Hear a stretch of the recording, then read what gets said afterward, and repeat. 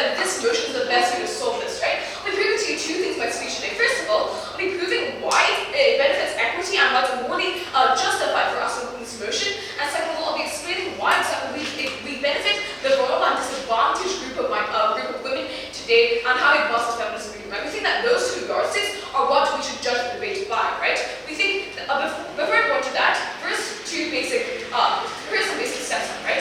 We define women as who identify as female. We define lower income tax as we tax the income directly, and we think that the income tax will be 23% lower than those of men, directly in proportion to the wage gap in the state school, in which women are robbed of their rightful earnings, right? Okay, we think that Team Octo's burden today is threefold. First of all, they have to prove to us why this problem is what's okay for this problem to continue. Secondly, they have to prove why the government doesn't have a burden to solve this. And finally, they have to propose a model, if they accept the problem, to explain why they solve it better, right? So now going straight to the substantive, right? First of all, why is explicitly illegitimate to allow the status quo to continue? But before that, yeah. Where is this money coming from? Are you either raising taxes for everyone else, or are you cutting down services which are essential? We think it varies from country to country. If you have enough money, we think that we're going to take it from the treasury. If otherwise, we think it's perfectly acceptable for us to cut, for example, to increase the income taxes of men, for example, and make like, look, we can raise men's income taxes by 10% and decrease women's income taxes by like 13%, something like that, right? We think that's not really relevant part of the debate. Okay, going to a substantive then, on the idea of how exactly we fix, why exactly this is so illegitimate, right? Okay, we think that inherently the problem in the status quo is that one, women inherently earn less than men because they're seen as less competent, because it's seen as acceptable to reward them less for their efforts because they're fundamentally less useful to the company, right? Furthermore, we think that prejudice against them, whether or not it's a conscious decision because they think that women are maybe less useful because they have to go on maternity leave, or because of unconscious bias, we think that women are able to access much fewer opportunities which men can. So things like promotions, right? We think that furthermore, women often have to pay more to just get by, right? Things like tipping tax, things like sanitation, and even clothing, right? Women as such, they have much less economic capital than their male counterparts. All of this means that women fundamentally in society have a lower quality of life, they have less dignity, and we think that they also have crucially, less economic capital and less social capital. All because of the gender that we're born with, right? Again, given this is so arbitrary, we don't think it's allowed to continue, right? So why exactly? So why does this mean that we should include the motion? Because we think that the market is fundamentally meritocratic, right? When we think that we reward an individual for their efforts, because when you put them for the same effort, the same skill, and do the same job, we feel that we have a duty to reward you equally, right? Look, we think that when the market has failed to reward people equally, and when they disproportionately give people money and take away from others, we think the government has spent more duty to correct this. Because I think that when men are exploiting women and causing them harm, we think it's perfectly acceptable to make it so that we compensate them for the sum which has been taken away proportionally, because we think the income tax should reflect the degree to which you put in effort, right? We think that furthermore, practically, this is the best possible way to do so. We think that government is the best actor to put this into motion, because we think that because our goal is to empower women and compensate them and enable them to reach opportunities, right? We don't want to give companies an incentive or an excuse to fire women and make them less hireable, right? Okay, you're badger, please stop. Okay, so now to the principal justification, right? Look, we think that the government is fundamentally morally culpable for the wage gap which currently exists in the status quo, right? We think income tax will be reciprocal, because when you benefit from the state, you must also contribute to the state, right? Insofar as women is less able to benefit from being part of society, less able to access the benefits which men can, and when the state is complicit in the oppression of women in the state, and when the state itself is patriarchal and dominated by men, and men who create the legislature, when historically state has been oppressive towards women, has created laws which restrict them, we think that the state has a duty to make it so that, to advantage women so that they're able to fix this gap, right? But we don't think that it's acceptable for the government to say that it's okay for us to normalize this kind of oppression, right? Okay, going to my solution today, right? On the idea of solvency, we give you three main contexts. First of all, the majority of cases in which women are mid-range earners. Second of all, we think the most vulnerable group of people today, those who are trapped in their homes by expectations falsely placed upon them. And finally, on the idea of high-income women, right? Their best case scenario. Right, so going back to the broad majority of cases, right? We think that we benefit them in four main ways. First of all, we think that we embolden them to go into work, right? In the sense that now that we acknowledge that they're currently being unfairly treated, and insofar as the state signals that they're willing to fix this kind of problem,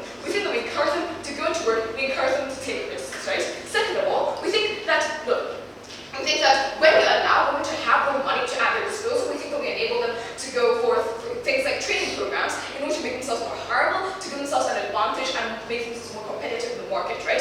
Third of all, we think that we enable women to invest in themselves and do things like get stocks and make themselves more well-off and have more financial capital, right? And crucially, we think that this is significant because we make women more economically independent, right? In the status quo, something quite major keeping women back from equality is the idea that many of them are dependent on their husbands, they're dependent on their fathers to, for example, provide for them, right? We think that when we make it so that their incomes now fairly reflect the work that they put in, we think that we give them more freedom to do things like go against their husbands' wishes. We give them the freedom to do things like take risks in the job market, right?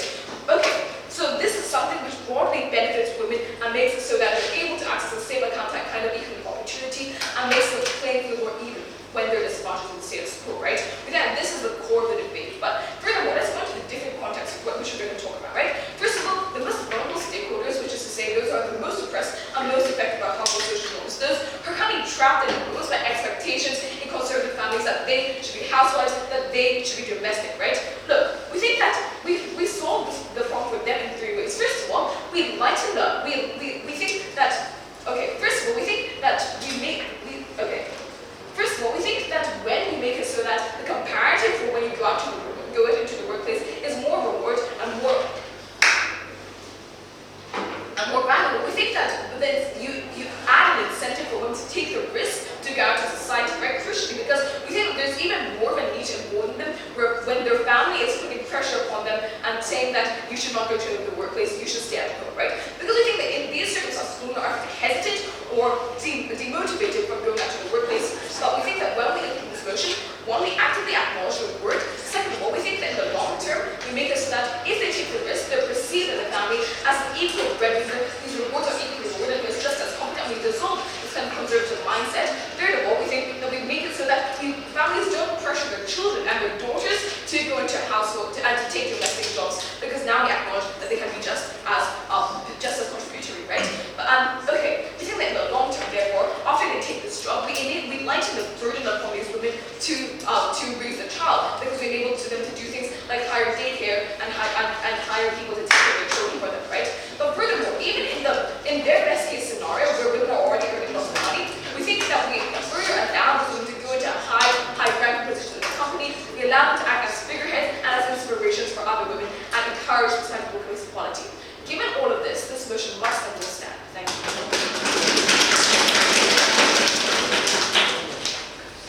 The speaker has spoken for 8 minutes and 19 seconds, 819.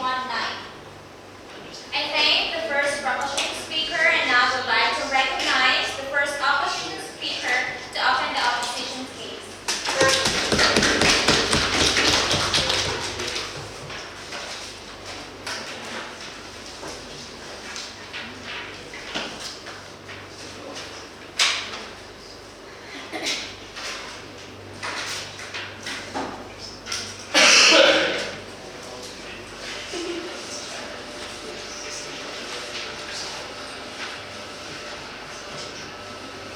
Ready?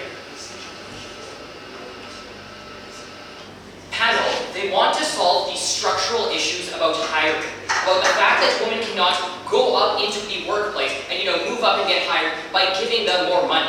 We don't think that the problem is these women don't have enough money, and that's why they're not becoming CEOs. Because they fail to address the actual structural reasons, and because we're going to prove to you that these structural reasons and the impacts on women are actually going to get much worse on our side of the house. We are so proud to oppose. Couple of things I'm going to be doing for you on side opposition. First, I'll be taking a look at their case, and then moving into my first point.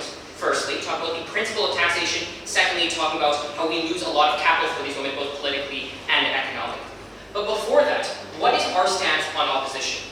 We support three things. A, we support things that are intended to actually solve inequality between all disenfranchised groups, including women, such as blind hiring processes and anti-discrimination laws. Secondly, we support social services such as funding towards education, women's health, like Planned Parenthood. And thirdly, we support progressive taxation.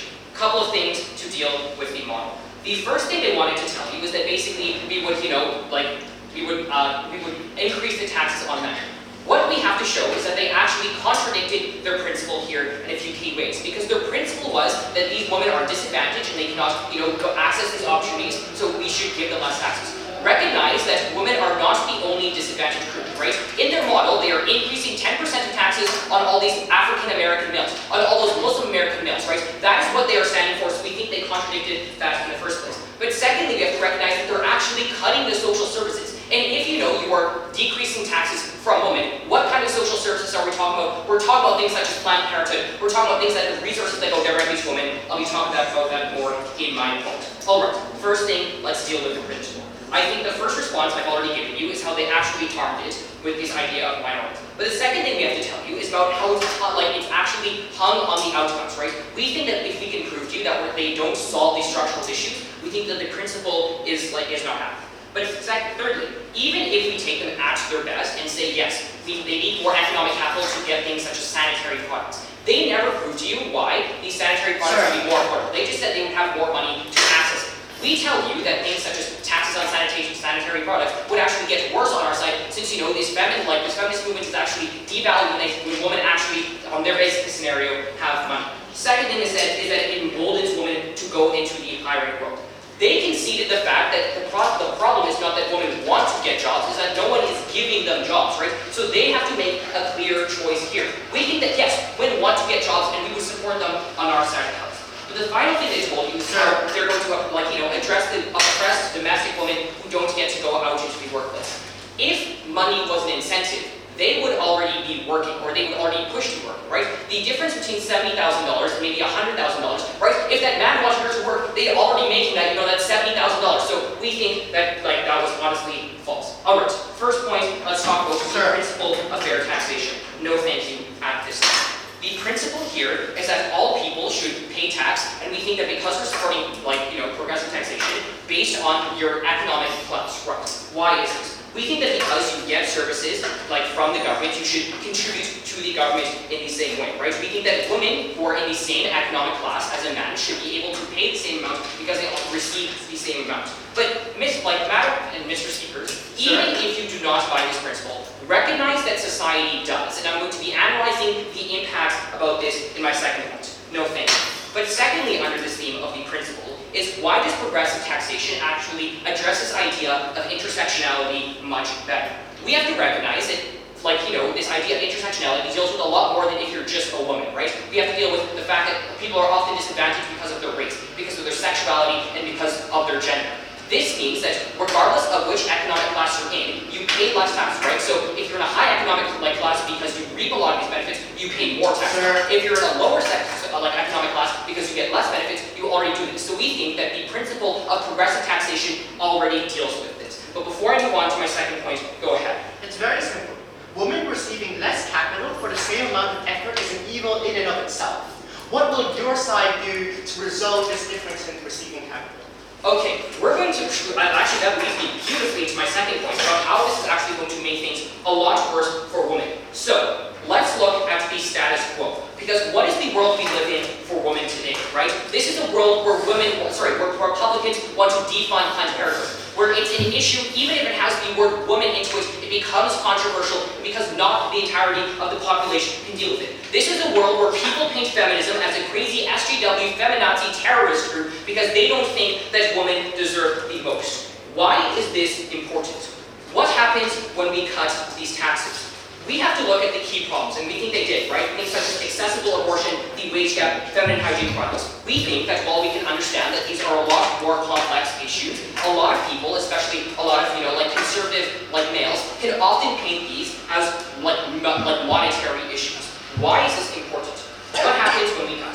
We think that even if we concede that they get more money, we think that this only solves these issues for upper middle class women. And this is incredibly important. Because we think things such as accessible abortion still aren't accessible for those people who are in the lower economic class, right? We're still not helping them find a job or, get to that CEO position. We're just giving them maybe $100,000 more, and we think this is not enough, right? We think that we're completely ignoring the lower class. But how does this actually get worse? Because in this, essentially, we're going to have people in the government say, oh, women can already do this now because we're giving them all this money, right? So they're going to not address these issues because they say, oh, these lower socioeconomic classes have the money to get the sanitary products, we're not going to help them anymore. But secondly, we think that they're going to honestly, a lot of programs such as accessible abortion are going to be ignored, right? Because the government is going to say these women can't afford it. This completely ignores people in the lower sector, especially women in the lower socioeconomic class. Why is this important? One, because this doesn't fix the issue. But secondly, I think this gives less weight to the feminist issue, feminist movement. But why does the government actually use this money better? A couple of reasons. First, we have to recognize this idea of economies of scale, right? Because yes, all of these women, if they even contribute $100 that the government has, the government is able to, build this clinic, be able to pay for it. They're able to, lessen taxes on these sanitary pads, right? We think that the government, when they have all of this money, they're able to actually, fund these services. But secondly, we think that a lot of resources in women, like resources for women, the government is able to buy in bulk, which makes them cheaper, which makes them, in turn, more accessible for women. But secondly, under this point, why does this not solve these structural issues? Because we have to recognize that these structural issues are things such as misogyny in the workplace, because people don't think they do as much work. So, 3 actors under this. First, the majority of society. We have to recognize that women are taxed less. People will see them as leeches, right? Because they will think that they're getting as much benefits, but they're paying less for this. And we give you the example of Aboriginals in the USA, in Canada, right? Because the Aboriginals are, yes, having less services, but people still see them as leeches of the state. And there's a lot of incredibly problematic rhetoric that deals with this. We think that the image of women is a lot worse. But secondly, what about other disadvantaged groups? Because we think that all those other disadvantaged groups that are not being affected by the same policy are going to get angry, right? Because they see this incredibly privileged woman who gets her taxes lowered, and me, as a poor African man, don't have the taxes lowered. We think that ends up hurting, relatability to the feminist woman. But we think, thirdly, these people who are hardcore anti-feminist, who also don't think the wage gap exists, are able to double down on the rhetoric when the structural issues are not solved and women still aren't getting better. Mr. Speaker and Madam Speakers, you have to vote for the side that actually wants to solve these issues, not for the side that's going to ignore them. We are so proud to vote. Speaker is voting for 8 minutes and 24 seconds. 824. I thank the first opposition speaker and now would like to invite the second opposition speaker.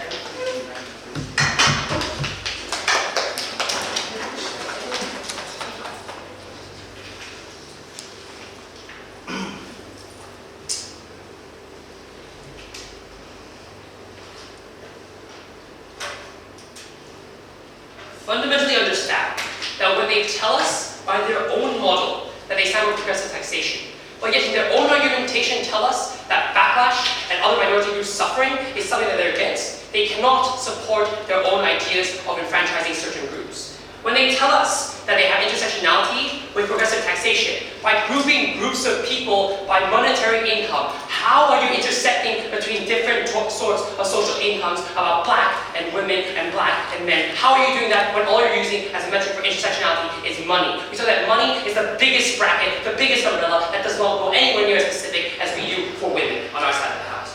Furthermore, notice when their principle is they disadvantage other government budgets, when they disadvantage other groups by allowing taxation, your idea of progressive taxation also does that. When you're allowing the disadvantage at the very bottom to advantage more than those at the top, by your own principle that you lower government services, you fall on those grounds by yourself. That's the first strategic tension that they have on their side of the house. Let's also look at how they completely misinterpreted the motion, right? They tell us that lower income tax simply means that we're going to give more money to women. Fundamentally recognize that lowering income tax has nothing to do with giving women more money in the sense that you give them fat stacks of cash. It has to do with just not taxing them as much. That is the fundamental distinction that we told you. But that's what the first thing, the principal argument gives against that, right? It tells us, no. Tax should remain equitable. Tax should remain constant because of the fact that you benefit from state services, therefore you should serve the rights. We already gave you in our substantive. South Korea already told you that women do not benefit from the structures of the state and gave them, right? Women are fundamentally disenfranchised by the arms of the state when they're not given the equitable rights in a current status quo. No, thank you. It's not sufficient for them to come up with this principle and tell us because you benefit, you give back. We told you already they do not benefit. And insofar as they do not benefit from any employment rights, they do not benefit from any additional rights the government should give them, we tell you that they should not have to pay the same amount of taxes. A principle that they fundamentally ignored and never addressed on their side of the house. Furthermore, we gave the principle of meritocracy, right? They never came back on that at the end of the day. They just really brushed it aside and told you that meritocracy doesn't stand insofar as it stands for disadvantaging other groups. We tell you that governments fundamentally always will spend more on certain groups to help them. Welfare exists because we believe that everybody deserves an equal chance at success. We tell you that these are kinds of government institutions that already exist and you yourself support progressive taxation. We finally fundamentally tense that you come up here and tell us to support the disadvantaged groups, right? Then, they tell us this idea of outcomes, right? That you They completely misinterpret my first speaker's analysis of how people are trapped in lower income situations, right? We fundamentally told you that when familial pressures exist, to the extent of which in the worst case scenarios, they tell women that they don't have to work, when they believe that men are the best at their jobs, because women fundamentally earn less, and because of the fact that women cannot be economically independent, and that mothers tell their mothers tell their daughters that doesn't make sense because you won't earn as much, you won't earn anything, might as well just marry to another man. That's the kind of social problem and social narrative that we change by giving women more money. Fundamentally, that was our point at the very beginning. It's insufficient for them. They just tell us that this doesn't exist, that money isn't part of the calculus of these kind of parents. We're going to explain to that. Please respond. Now, on the second item, right, they gave us on the main issues with regards to this debate, right? Two. Firstly, on the idea of how you worsen things for women, right? How you create some sort of backlash for any group. Notice the strategic problem with this argument. When they tell us that you increase backlash, they fundamentally stand for any argument that increases any movement or government that increases backlash, they therefore cannot stand against. We realize if you want to stand for African American rights, you know that white males will be angry. When you understand for women, males will get angry. We say we absorb that backlash. Government should for the sake of women. That's a principle we're giving you today. You cannot stand for that on your side of the house. Even more than that, right? Tell you that there are sort of metrics that they give us on their side of the house, right? Their counter model when enforcing better corporate laws or asking corporations to change their structures are fundamentally more harmful. Why, right? So first of all, when you want to enforce blind checks, we give you the example of Hawaii. When they enforce blind checks in response of race, right? You're not allowed to check racial backgrounds or kind of familial backgrounds, economic earnings. Hawaiian companies started hiring 60% less because they didn't want to. You don't change structures anymore than you do on your side, right? Furthermore, if you enforce quotas, right? At the best case scenario, you insert women into the workforce. We tell you the situation of, firstly, the glass waterfall, where companies put women in situations that are fundamentally going to fail, where they purposely put them in a situation to show that they're more economically unviable, to tell investors that we shouldn't invest. These are the kinds of situations, the structural inequality, that you yourself do not change by your own policies on your side of the house, especially when you enforce laws on corporations, right? Because furthermore, if you're just going to tell corporations to increase the amount of pay for women, right? Something that's similar to ours in terms of equitabilizing the pay gap, right? We tell you it doesn't work, because when you tell the companies that they hire women for more, they just don't want to hire you. Any policy that you come up with has to be something that works better than our side. You have to tell us why it doesn't cause and perpetuate the policy we told you, right? We told you in our substantive how you change this. Because you give women the opportunities to build up themselves, to prove through the system, through meritocracy, to invest in themselves. We don't want to change corporate structures because we think that invading corporate autonomy only forces them to crack down on women even more. We tell you when a woman works up for themselves, from bottom up, that's the best solution we have, right? That's how we have CEOs of Yahoo being women, because they work up for themselves and people in the IT community start to respect them. That's the bottom up approach that we stand for. We don't think that your side ever told us anything that solves anywhere close to this problem, right? Then they give us this really lazy argument, right? That government can't do any other services for women because of this, right? Firstly, the assumption here is that government has a limited budget. We say that even in the case where the government has a deficit to provide other services for women, we're proud to stand for that. We think that government always has a duty to provide equity, right? But we tell you that that's not even the case, right? Governments won't suddenly, because you stop taxing women by 20%, go in crazy debt, right? They still have certain amounts of tax from other people. They still have income tax from like other government subsidiaries or other forms of corporate taxation. We don't think it's that simple. They suddenly use huge amounts of money where you can't afford to help women in other places. You can't afford to help schools, right? We finally think that doesn't make any sense. So now, on the extent, how do we change perceptions? How do we change optics? And therefore, how do we help women and how do we help the fragile women, right? So thank you. Notice fundamentally, right, that when we have women in the workplace, the fundamental difference is that you have now positive examples for people to realize that their assumptions were wrong. At the very basic level, when you think that women can't work as much as you, but you see a woman holding the same position, and not imposed by government forms of like other laws, right? But imposed came up by their own strengths and their own merits, right? Because of the fact that we give them more progressive, we give them more income to invest in themselves, to teach themselves more skills if they miss out on education. We tell you that that's the kind of place that we want them to be, right? Better positive examples. Furthermore, right, I tell you that when you have more women in the workplace, right, because of our model, because of the fact that women are not more incentivized to come in, because of the fact that women are more incentivized to also invest in themselves, to get better and certain things, right, we tell that we change the very basic stance of workplace misogyny, right? We tell that when men in these kind of places perpetuate toxic culture by making sexist remarks inside workplaces, right? We tell you that when they meet in strip clubs for corporate meetings, right, these are the kinds of small sexist cultures that still proliferate these kind of problems that we have against women in the workplace. Sir.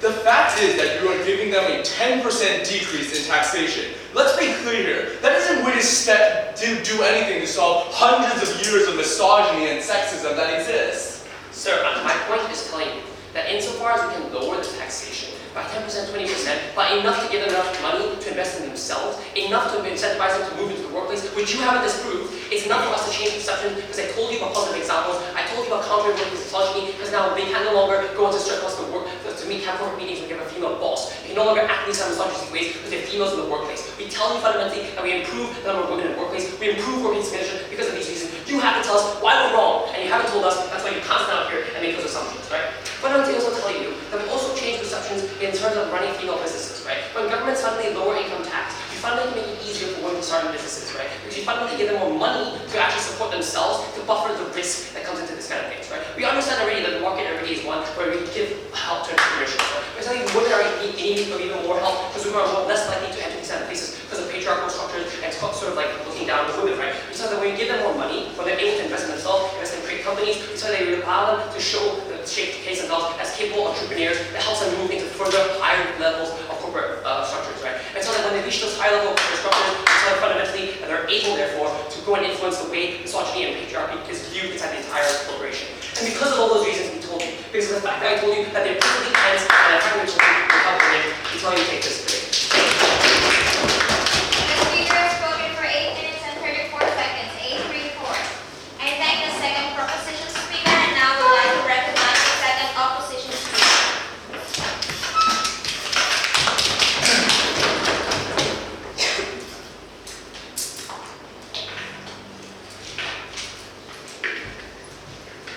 Is everybody ready?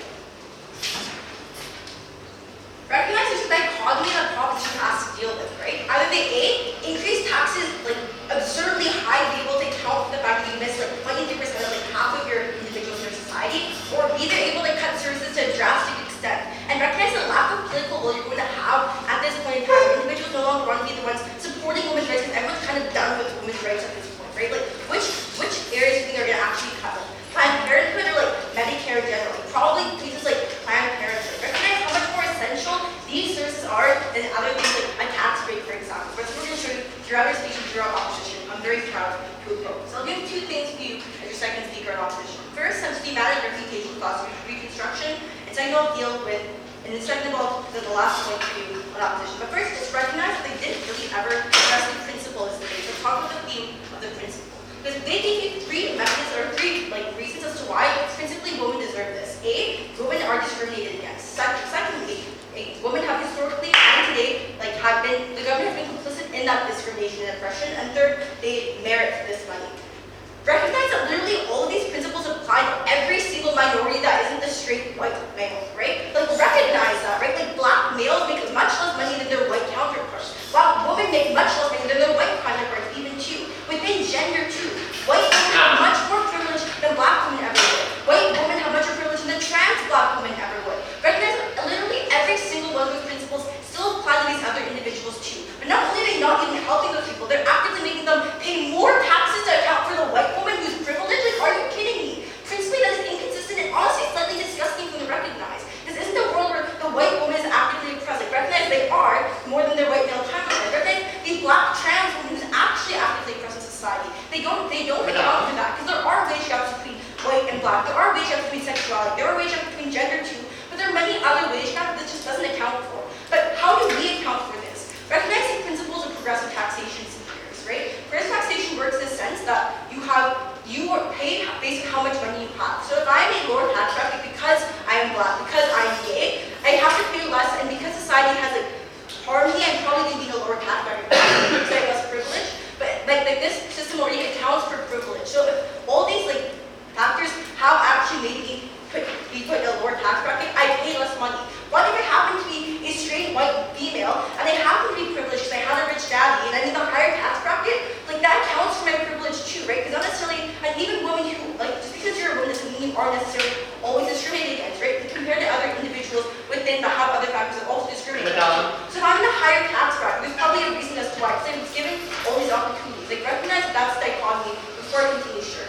If we take our logic to the fullest and say that we cannot advantage certain groups because other groups are also disadvantaged, the logical conclusion is we can never help any minority because other minorities are also oppressed. Are you going to accept this? That's just not the logic. I'm saying that by your principled analysis, that just doesn't make sense. By your three factors, it applies for every other individual. We are okay with helping minorities with things like blind hiring, for example, having programs that specifically help like individuals in Black communities like have education, for example, right? Like I'm helping these individuals, but I don't have a specific principle that's involved for that. But recognize in regards to taxation, the principal taxation that the state ought to, you ought to give the state when you are able to do so, but also what the state gives you back. So now lower tax brackets, probably because the state doesn't give me enough. They aren't as accountable to me, so I shouldn't have to pay the state as much either. But that's the principle too. So recognize that in the lower tax bracket, that's the principle there. So the distinction here is that sure, individuals are discriminated against, and we recognize that, right? Like they should have to pay the exact same amount as their rich counterparts, but it isn't just based on gender. It's based on other factors like race, like sexuality, and only progressive taxation in its natural form is able to have to adjust that. That being said, let's go on to the second idea now about women. So that's the second thing about who helps women the most. What did they tell you a few things? So largely their idea was women get more money, therefore they're able to be independent to pay for things like makeup, hair, for like maternity leave, or stocks, etc. Multiple things. Like first, this assumes that women are actually using this money for things that are like effective, like stocks, for example. I'm sure if I were to give like a few $1,000s, I'd probably wouldn't use it on stocks. I'd probably go like the Bahamas for a couple of weeks, right? Like you just assume that women are going to be using this money for specific things. Why not take this money and forcibly put them into stocks and say give women more money? They recognize they want to give these individuals a choice. There's the idea of giving them more money. So it's a very large assertion. They give you literally no reason as to why women should be using this money. In fact, we give you no societal reasons why women are probably not going to use money for productive reasons, like men are like assuming they're like taking away their dependency or independence, for example. In that case, all men continue to take away their independence and be like, no, this is money for like productive things that I don't want, like not on stocks, for example. They give you literally no reason as to why this money is going to be used for supposedly productive things they want to do. And recognize that takes not like the majority of the practical case too. But second of all, we think you actually get better services that these women need. For example, like maternity leave, when you have more political will, you actually do these things, right? Second of all, they told this creates an incentive to work.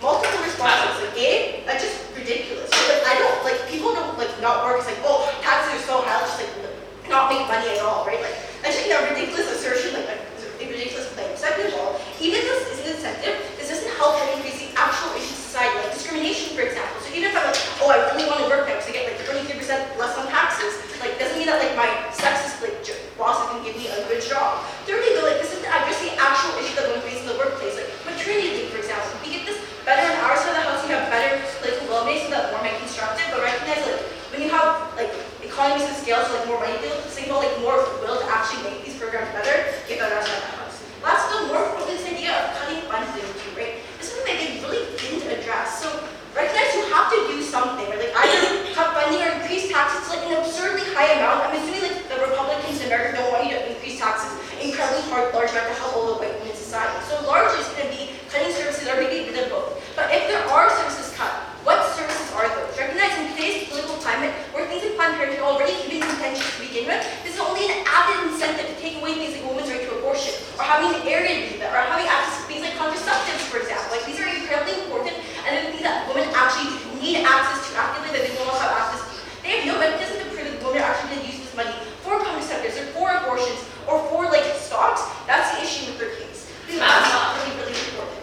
Second of all, though, they say no, women are seen as stronger because they can like invest in themselves and no one's going to strip clubs anymore. Like again, this is contingent on the fact that you have to prove that women are using this productively, that will change social stigma somehow too, right? But they're two very different things too. Like these women are going to be like either like they invest in stocks and that will lead to societal progress. They have to prove that. That's important. That being said, let's take the last idea now for you about women. So first idea is about women in politics. So recognize that women are less likely to even be elected into politics. Why is that? Or like liberal women, especially to women on like the left side of the political spectrum. That's because individuals are scared of electing them out of fear of like them being like crazy feminazis or doing things like take away tax from women, right? Like they're inconvenient and concerned about these things, like presumably. But in the case of less women are elected in politics, they recognize the immense harm that has for policy making when it comes to women. For things like abortion or even body rights, like there are two reasons why women are much better qualified to do this. First, they actually like recognize like what this looks like. They actually understand what this is. They understand like what abortions are, why they're important. But secondly, they have a personal incentive. Like it's more urgent for a woman because they recognize when I was 16, I needed that abortion. Like I understand the importance, the implicit, like active, like incentive I have as an individual to fight for this. And I know how important it is from my personal experience. These two reasons are added to show you why it's actually much, much more important for me to be able to have like women in politics. It's also a reason why you have less political will in general regarding women. With that being said, recognize their mechanism principally flawed. The second of all is literally hinge on the idea that women will use this money productively. They haven't proved that insofar as this. I'm very proud of you.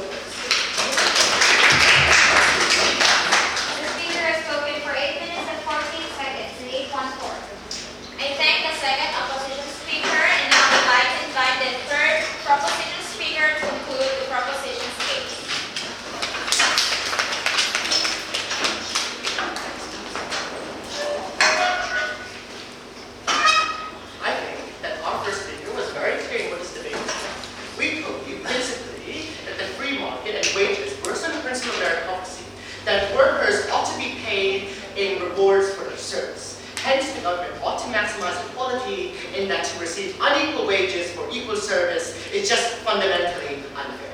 We told you down the bench that percentage-wise that specifically women, because of the perception that they should have home roles, are seen as riskier investments because they might leave for maternity leave, because they're seen as generally less competent. This is something which is a structural disadvantage to women that leads to the harm of women being paid and rewarded less. That is an evil in and of itself that we sought to prove today.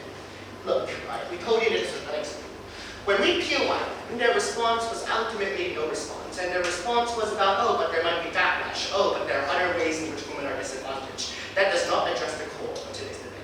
Let me begin my clashes, right? I'll be telling you three things in today's debate. First of all, on the principle of equity, as to why we create true equity. Second of all, in terms of so-called structural problems about how we create a better perception of women. Third of all, in terms of principles and how principally they are just repugnant. Let me begin. Look, let me tell you this, right? We told you ultimately that there's a meritocratic right to equal pay. And this is universal from like the woman and the CEO, from women working in low-income jobs. Because down the ladder, they're seen as riskier investments, they're paid less because it's less competent. This is an issue that needs to be solved comprehensively. We told you that in terms of equity, we needed to solve this. Their response is this. Their response is just lazy debating, saying that like, oh, but there's perceptions or issues. There's, for example, we can have a blind hiring to solve the problem. But blind hiring does not solve the problem of lower income. It does not solve the problem of receiving less capital for the same amount of labor. And ultimately, blind hiring isn't even mutually exclusive. So why are we harping on about this? It's just not an engagement.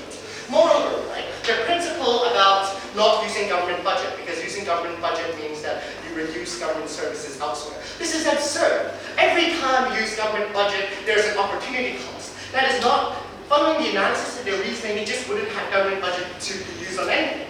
Look, right, ultimately, the whole point of affirmative action, the whole point of selective, advantagement is because some groups are in certain ways uniquely disadvantaged, and this disadvantage principally needs to be resolved. It doesn't matter that other groups are disadvantaged, because if other groups are disadvantaged, help them too, right? It's that simple. So ultimately, right, in the principle of equity, we have shown to you that we make a more equitable environment for women, we make the market more meritocratic, we win on this principle. Structural problems, perceptions.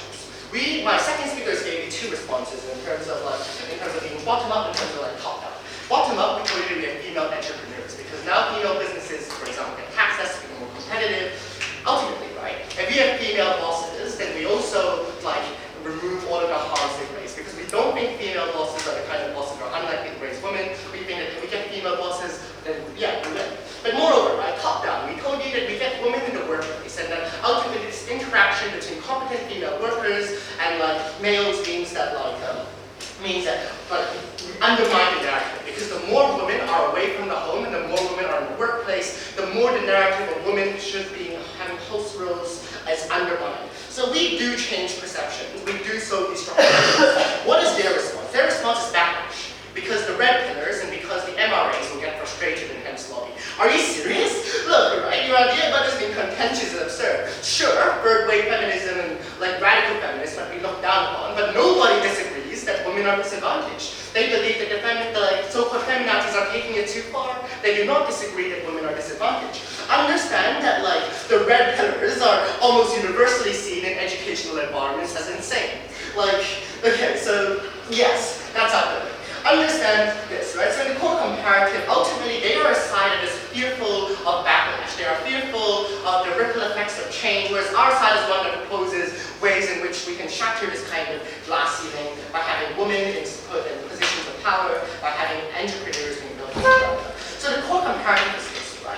They are one that is strategically tense with their own principle from the get-go, because they are a side that, for example, does propose anti-discrimination laws, which following the same reasoning they should be fearful of backlash. But just, if we take them at their strongest and assume they didn't strategically screw up, we still say that we cannot be fearful of backlash when implementing this change. Because, ladies and gentlemen, it is unfair to sacrifice the rights and the entitlements that women deserve for the sake of misogynists and for the sake of the minority of radical feminists.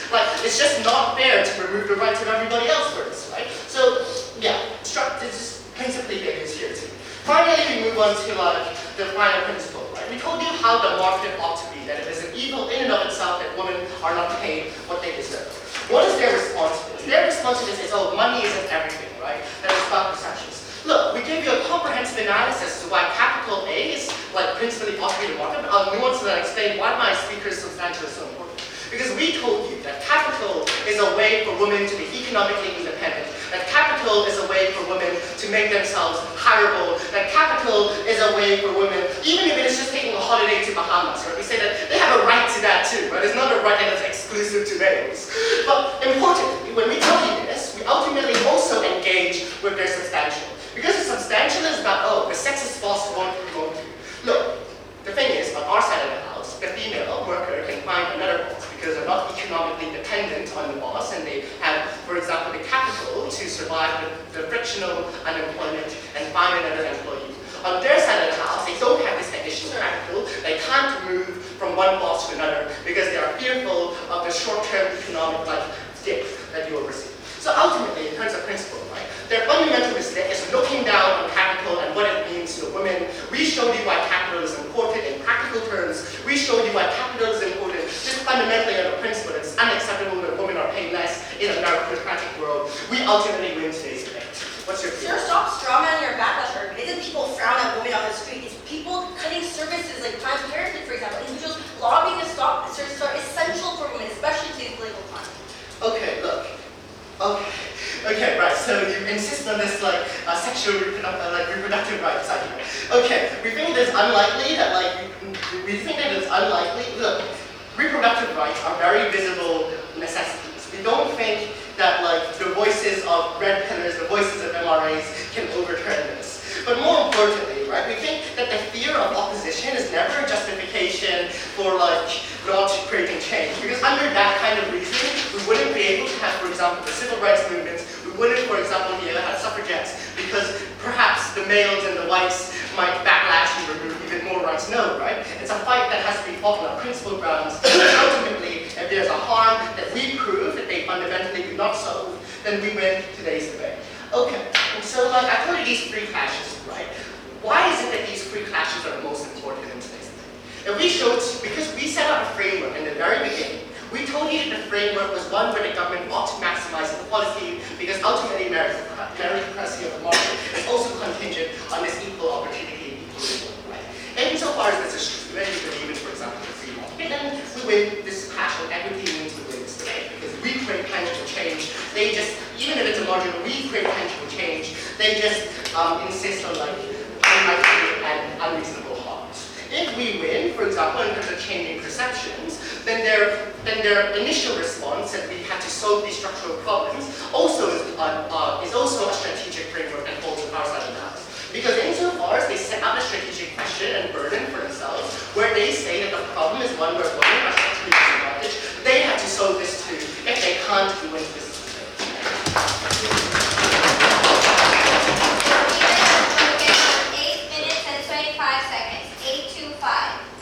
Okay, I thank the third proposition speaker, and I would like to call on the third opposition speaker to put the opposition's case.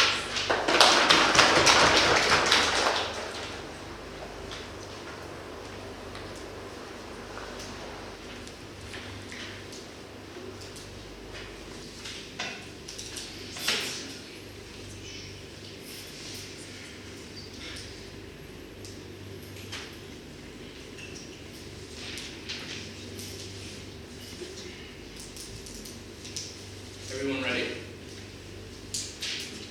I have three questions. One, what is the criteria for taxation and how should we use it to benefit vulnerable minorities? Secondly, who gives women more economic capital? Third, who gives women more social capital? First, what is the criteria of taxation? And this is where their own point defeated itself. Because their point told us that the market was oftentimes not meriting individuals for the amount of work that is put into that market. So given that, we need to give these structurally disadvantaged individuals more of an opportunity. Four problems for this. First of all, if taxation is the mechanism that they give here, then even that itself is not enough, right? Because based on their own principle, they can't just support 10%. They have to support the actual wage gaps that exist far more. more, right? Because they were uncomfortable to take a consistent stance. They were uncomfortable to give so much of a reduction in taxation that would actually lead to any structural change, and instead went for the most marginal outcomes to try to find some sort of middle ground. Secondly, though, this was a principle that was obviously hung on practical outcomes, which they kind of refused to engage with us on, about things such as social services, about things such as how the fact that the labor market wouldn't necessarily hire these women. I'll talk about that in my second theme. But third of all, this obligation is not an obligation that can exist and can be solved at the expense of other obligations. Because women are disadvantaged, that does not mean that we can increase tax for the African American male or the LGBTQ individuals that have been just as structurally disadvantaged from these groups. So that leads me to my fourth response here, which is, what should the criteria be? Let's be clear here. Zach told you that there is a difference between choosing the criteria of taxation, between choosing an arbitrary criteria that just say women who, yes, as a whole are probably far more disadvantaged, but does not count for intersectionality, does not count for the fact that when you do something like progressive taxation, you actually have a criteria here. Because the most vulnerable groups of any ethnicity, sex, race, or sexual orientation are all put inside of that group as well, right? So the criteria that you have here is far more universal and it accounts for far more of these individuals. So the way up in this debate is whether you prioritize the rich white woman's ability to be a hero or the black man's ability to have a job in which they can actually have the opportunities that they told you about in their first speech. So, what did they tell you then? What did we tell you then? We told you two things. First of all, the obligation of taxation, which they never addressed, about how even if this obligation of taxation, even if you don't buy, other individuals do. I'll talk about that more in social stigma. But the second one is that the economic status of these, social bracket of these, economic bracket of these individuals is far better of a criteria to actually make this. All they tell us here is, you know what, this is completely inconsistent with the rest of your case in which you tell them that there's going to be backlash and things like that. Three things. One, this is fundamentally different, right? People don't recognize that there's a gender wage gap, but they do recognize that poor individuals are structurally disadvantaged. So when you're talking about the reaction, I think that seeing a poor individual is far more universal than seeing a woman. These men can't understand the constant discrimination that women face on a daily basis, but they can't, all groups can't understand who these women necessarily are. Secondly, this straw man Zach's argument. Because Zach's argument wasn't just that backlash existed for all individuals, it was that backlash existed for other minorities as well. Individuals that might have been allies to the movement that now get taxed more because of the fact that women are prioritized over all of them, right? It was the fact that these individuals had to face a far greater burden, even though they were just as structurally disadvantaged as these women. And third of all, even if you bought their backlash argument, that backlash would exist just as much as progressive taxation, this is a question of effectiveness then. Because we are willing to sometimes swallow the harm of backlash if you can prove that it is an effective mechanism. But you can't just say, no, we can do anything now because backlash shouldn't be the calculus. But backlash should always be a calculus for weighing which method is the most effective. So that leads me to my second question then. Who gets you more economic capital? No, thank you. So this was their second argument, which is that things such as social norms, lack of hiring, things such as the fact that you need a bottom-up approach. Three different problems with this. First of all, they had no link as to why this actively helped. Because the problem with the gender wage gap isn't that I'm hiring a man and a woman, I am giving these women immediately less money than this man. It was the fact that these women weren't getting hired at all, or weren't able to access the higher positions. There was no analysis here as to how you change the labor market to actively hire these individuals. Sure, you might slightly marginally benefit the women that already have jobs, and you benefit the women that are already wealthy and getting a lot of income even more. But that doesn't help the vulnerable individuals that don't even have access to the labor market whatsoever. So secondly then, why is our comparative far better? Because social services are far better for two structural reasons. One, because of economies of scale, because governments are far better at implementing certain things. Because even if you give these women slightly more money, each of them, they can't go out and buy an abortion service, right? These social services are necessary to be implemented by a government, and they have far better changes for these women than whatever marginal amount of money that you actually give them. Secondly, because in general, buying in bulk means that this is far cheaper, so the government is far better at actually ensuring that this money is utilized in a better place. So what they told you to this is, it's fine, we can go into a deficit. Two things here. First of all, this is ridiculous, right? Like, the Republicans are never going to let you just go into a deficit willy-nilly. And keep in mind that every time that you cut taxation, that does mean that cuts social services. It's pretty simple math here, right? Federal funding leads to social services. When you cut taxation, which goes to federal funding, there should be social services that get cut. They never proved why this link wasn't necessarily true. Secondly, though, let's take them at that. What happens when your country is poor, needs money, needs to take out loans because they went into a deficit, because you literally cut, if you was 10%, like 5% of their federal funding? If that was the case, how ridiculous would it be when these individuals can say, hey, our country is literally poor because we tried to help women, right? I think it's absolutely ridiculous that they weren't able to analyze what the comparative looked like. Secondly, though, they tell you that privileged women can become heroes. 2 points here. First of all, 10% of a benefit to them won't change it, right? I think it's unlikely you're going to get more privileged women to be heroes. But secondly, why do you prioritize the ability of privileged women to be heroes over the ability of an African American? I'll take it in a second. African American women to get this money. Go ahead. Explain how your side of social services, you're criticizing us, how it increases access to labor markets on your side. It doesn't necessarily increase access to labor markets, but it does it on your side of the house as well. But if these people don't have labor markets, at least they have social services to access. Things like education that might lead to also labor markets later on in the future. Things like healthcare, which means that even if they don't have access to labor markets, they can still survive. So, who has social capital? They told you about expectations and how you change expectations.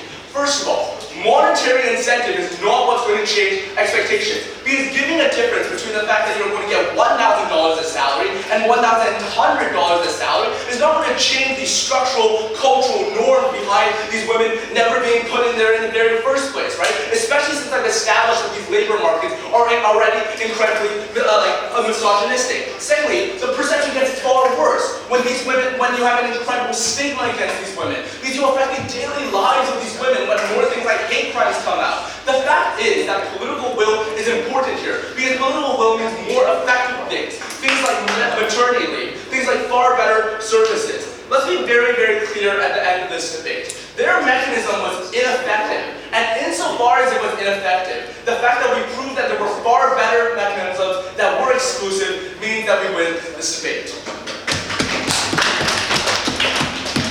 The speaker has spoken for 8 minutes and 17 seconds. 817. I thank the third opposition speaker and now would like to invite the opposition's reply speaker.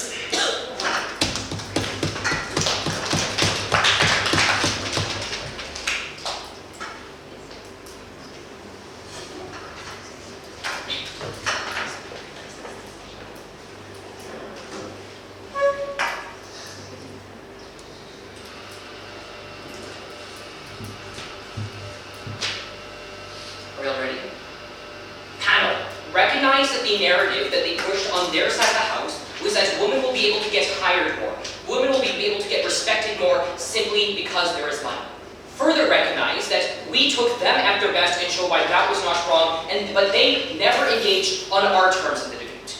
But let's just establish right now why this narrative was illegitimate. Firstly, we told you that they were not solving these structural issues, right? That misogyny is in fact going to get worse when these male counterparts resent the women in the workplace who are seen as leeches. But we think that, if we take them at their best and say, yes, we're going to go into a deficit and we're going to support this woman, we think society as a whole is going to attack them and say, look, you are making our country poor, you are making our country worse. We think that we engaged on this. But what was our narrative? We told you that this is a world where women are faced with misogyny, where politicians don't like to cater to women, where women's issues are controversial simply because they belong to women.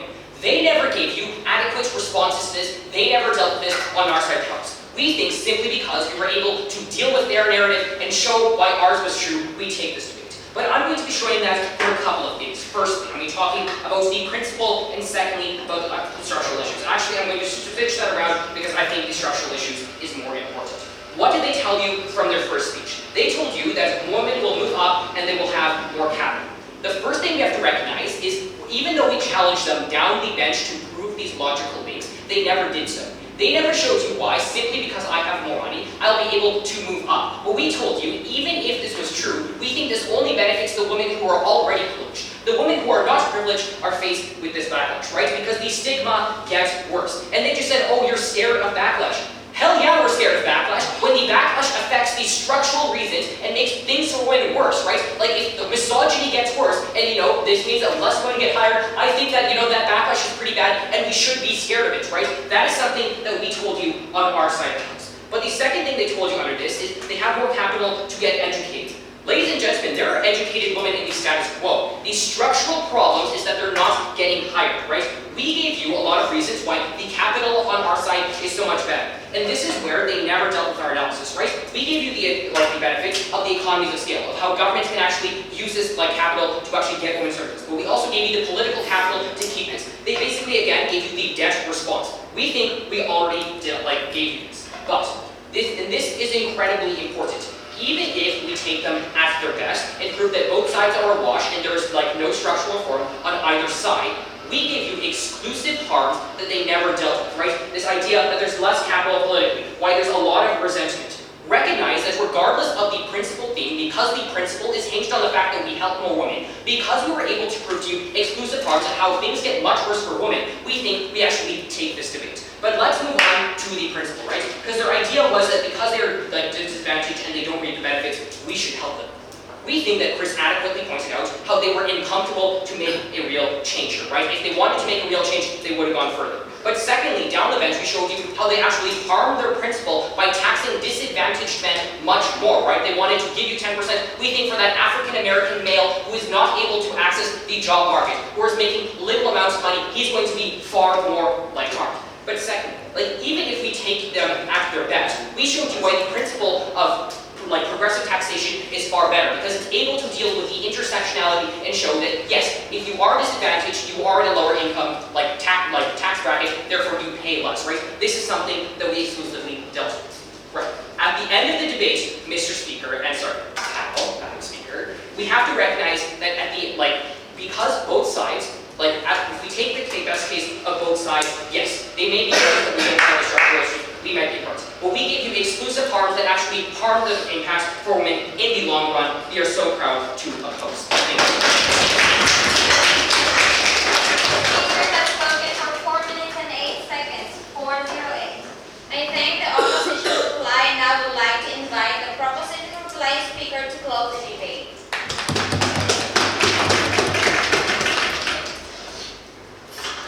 Notice the concession on side opposition. Notice the concession that they tell us at the very end of the day that they don't change anything, and they stand for a status quo that's fundamentally broken, and their principles are fundamentally tense with their own model of progressive taxation, and our rebuttals still stand about why they don't make sense. Let's look at the two main levels of this analysis, right? Firstly, on principle, why we want that, and secondly, on harms and benefits, and why we've already shown you that this works, right? Let's firstly notice that our principles of meritocracy and all those things that we gave you in P1 were fundamentally dropped in responses, right? They fundamentally just failed to tell us why those principles don't adhere to their own model and why their own model, they stand for that, is not tense with the rest of their case about backlash, right?